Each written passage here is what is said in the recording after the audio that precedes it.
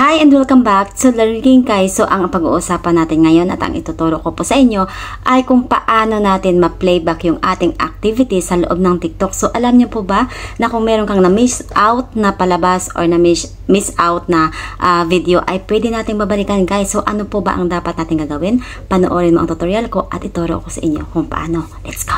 Okay, so pagkapasok po natin dito sa loob ng ating TikTok guys, ay makikita natin yung profile sa my right side sa bandang baba. Ayan, follow nyo lang yung ating red arrow. Ayan, tap nyo po yan and then pagkatapos may makikita naman kayong 3 lines sa my right side sa taas naman. So tap mo lang yan and then pagkatapos tap settings and privacy po.